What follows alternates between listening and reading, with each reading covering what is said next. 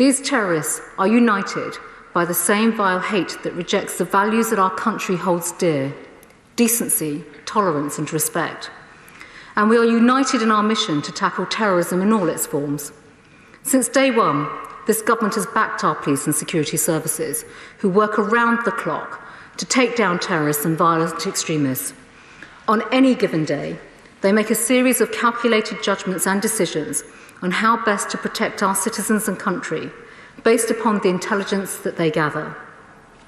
In light of the many complexities across the security, intelligence and policing communities, in January this year, I announced increased resources for counter-terrorism policing, resulting in a £90 million increase this year alone. This has taken counter-terrorism policing funding to over £900 million, the highest ever. And this is because we live in a complex world, against a backdrop of evolving threats and dynamic threats. Threats that, when they do materialise, are worse than shocking, as they result, as we have seen again this weekend, the tragic loss of life. Bolstering our security and policing network and frontline capability is part of our ambitious programme to strengthen the joint working between the police and security services, to leave terrorists with no place to hide. It is also why we are committed to developing a new Protect duty, so that businesses and owners of public places must take into account the threat of terrorism, and why, following the shocking attacks of Fishmongers Hall and Streatham, we took strong and decisive action.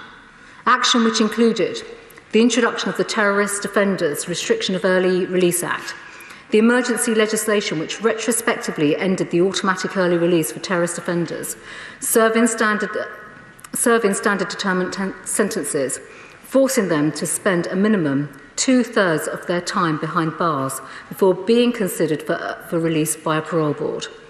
And through our counter-terrorism and sentencing bill, which enters committee stage in this House this week, we are introducing much tougher penalties for terrorists to keep the public safe.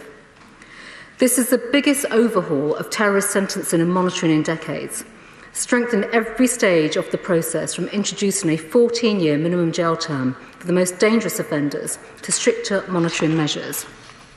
And Jonathan Hall QC is looking at how different agencies, including the police, probation services and security services, investigate, monitor and manage terrorist offenders.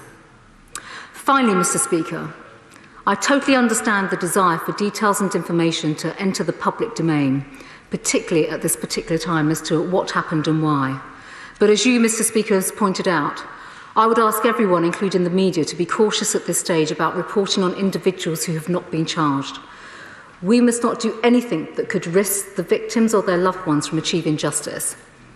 Mr. Speaker, the first duty of any government is to protect the people it serves. And so we continue to pursue every option available to tackle the terrorist threat and to take dangerous people off our streets. As the Prime Minister reiterated yesterday, the police and security services will continue in their investigations to better understand the circumstances of this tragic incident. And if further action is needed, we will not hesitate.